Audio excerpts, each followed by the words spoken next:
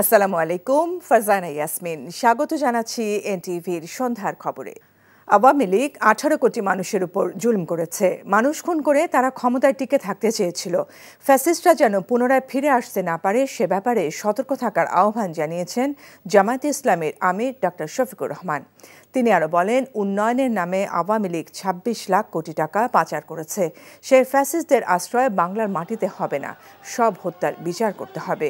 সকালে কুড়িগ্রাম সরকারি কলেজ মাঠে কর্মী সম্মেলনে জামায়াতের আমির এসব কথা বলেন। সম্মেলনে সভাপতিত্ব করেন কুড়িগ্রামের জেলা আমির মাওলানা আব্দুল মতিন ফারুকি। এ সময় আরও বক্তব্য দেন সহকারী সেক্রেটারি মাওলানা আব্দুল হালিম।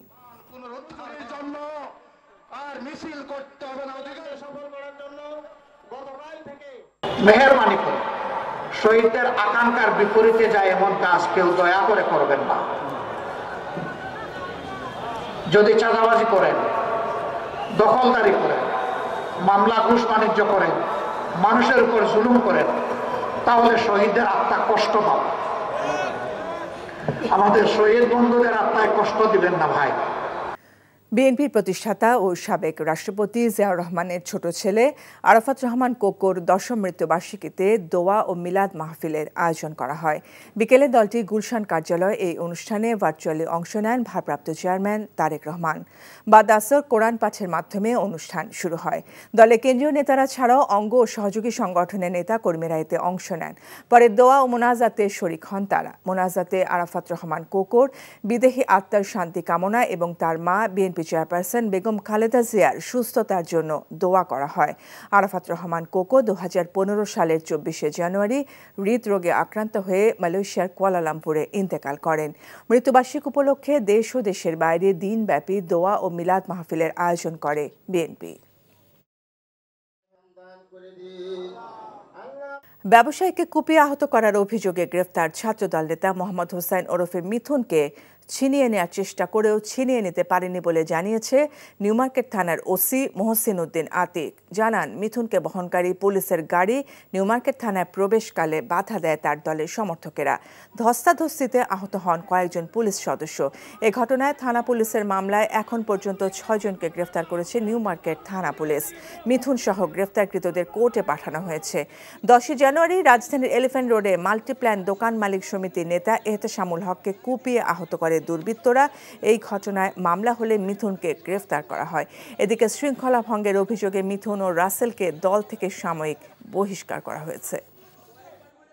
দিনাজপুরে বিরল সীমান্ত থেকে ধরে নিয়ে যাওয়া বাংলাদেশি কৃষককে পতাকা বৈঠকে ফেরত দিয়েছে বিএসএফ। সকালে দিনাজপুরের বিরল উপজেলার এনায়তপুর বিওপির পিলার নম্বর 323-এর শূন্যরেখার কাছ থেকে আলামিন নামে এক কৃষককে বিএসএফ সদস্যরা ধরে নিয়ে যায়।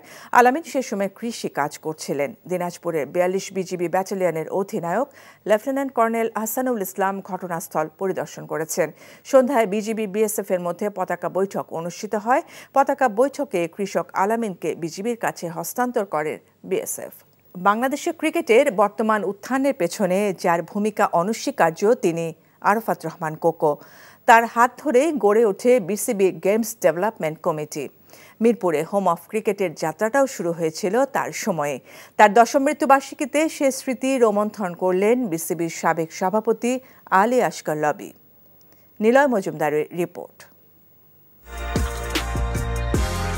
রাজনৈতিক পরিবারের সদস্য হওয়া সত্ত্বেও ব্যস্ত থাকতেন ক্রীড়াঙ্গনে। 2002 সালে বিসিবির উপদেষ্টা পরিষদের সদস্য হওয়ার পর দায়িত্ব নেন গেমস ডেভেলপমেন্ট কমিটির চেয়ারম্যান হিসাবেও।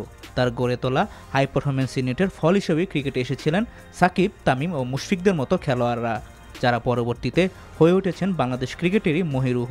ট্যালেন্ট হান্ট ছিল, স্কুল ক্রিকেট ছিল, সব ছিল, সেখান থেকেই ট্যালেন্টটা উঠে আসতো। তো সেই জিনিসটা এখন আর আমরা দেখি না। তো সেইগুলো যদি এখন কন্টিনিউ করা যায় তাহলে আবার অনেক ভালো ক্রিকেটার উঠে আসবে। গ্রামে গঞ্জে যেখানে যাবেন আপনি যান, রাস্তা দেখলে বিলের মধ্যে দেখেন ক্রিকেট খেলতেছে। তো এদের যে উৎসাহ, এই উদ্দীপনা, এটা ধরে রাখতে পারলে ক্রিকেট তো আগামীতে অনেক ভালোই হওয়ার কথা। এছাড়াও শ্রীলঙ্কার বিশ্বকাপ জয়ী ডেভ হোয়াটমোরকে বাংলাদেশের দায়িত্ব প্রদানের মতো নীতিগত সিদ্ধান্ত নেওয়া, মিরপুর শেরে বাংলা স্টেডিয়াম ও বগুড়ার শহীদ চান্দু স্টেডিয়াম গড়ে তোলার মতো কীর্তিতে বাংলাদেশের ক্রিকেটে চিরস্মরণীয় হয়ে থাকবেন আরাফাত রহমান। বিশেষ করে দেশের বাইরে খেলতে যাওয়ার আগে এখনও নিজেদের বগুড়ার উইকেটে প্রস্তুত করেন মুশফিকুর রহিমরা। 2015 সালের 24 জানুয়ারি মৃত্যুবরণ করেন আরাফাত রহমান। তবে সাধারণ ক্রীড়াপ্রেমীদের মনে তিনি রয়ে যাবেন চির অমর। Niloy Majumder, NTV news, Dhaka. Summit Group BPL ক্রিকেটের খবর। এবারে বিপিএলে ফিক্সিংয়ের সন্দেহটা যেন বেড়েই চলছে। ম্যাচের পরিস্থিতি পরিবর্তন, বিভিন্ন সময়ে ক্রিকেটারদের আচরণে সন্দেহের পাল্লা ভারী হয়ে চলেছে। সন্দেহ জেগেছে সাবেক অধিনায়ক শফিকুল হক হীরার মনেও। এছাড়া পারিশ্রমিক বিতর্ক আর ভালো মানের বিদেশি খেলোয়াড় না আসায় মাঠের ক্রিকেটটা আকর্ষণীয় হতে পারেনি বলে মন্তব্য করেন তিনি। চট্টগ্রাম প্রতিনিধি আরিচ আহমেদকে সাথে নিয়ে রিপোর্ট করছেন মমিনুর রিপন। সিলেট পর্বে যে সন্দেহ জেগেছিল, চট্টগ্রাম পর্ব শেষে তা তুঙ্গে উঠেছে। দৃষ্টকটু ওয়াইড নো বল, 5 রানের ওয়াইড, একাদশ সাজানো, কিছু কিছু সময়ে ব্যাটারদের আচরণে ফিক্সিংয়ের সন্দেহটা যেন বেড়েই চলেছে। এছাড়া হুট করে ম্যাচের পরিস্থিতি পরিবর্তনটা দর্শক তো বটেই, মানতে পারছেন না সাবেক অধিনায়ক শফিকুল হক হীরাও।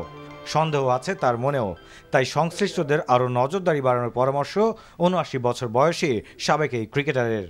সন্দেহ করা যায়, কারণ বেশিরভাগ ম্যাচ দেখা যাচ্ছে যে এখন লো স্কোরিং হচ্ছে। একসময় একটা ম্যাচ পট করে হাই স্কোর হয়ে যায়, যে টিমের থেকে এক্সপেক্ট করা যায় না সেই টিম হাই স্কোর করে ফেলছে। তো সেইটা একটা গন্ধ হয়তো পাওয়া যায়।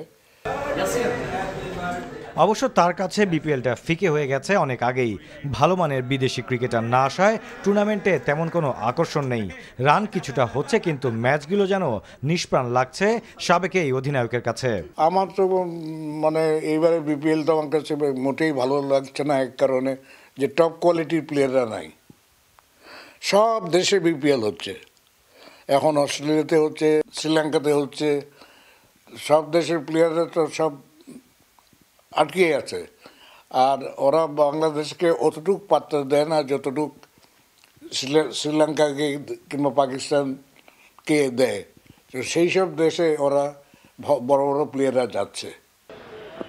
এছাড়া পারিশ্রমিক বিতর্কে আন্তর্জাতিক অঙ্গনে বিপিএলের মান ক্ষুণ্ণ হয়েছে, যা আগামীতে আন্তর্জাতিক মানের বিদেশি ক্রিকেটার পেতে বাধা হয়ে দাঁড়াবে বলে মন্তব্য করেছেন সাবেক এই অধিনায়ক।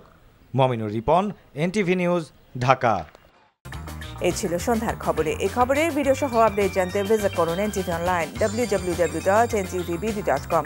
এছাড়াও এনটিভির জনপ্রিয় সব অনুষ্ঠান ও খবরের আপডেট জানতে ভিজিট করুন আমাদের ইউটিউব ও ভেরিফাইড ফেসবুক পেজ।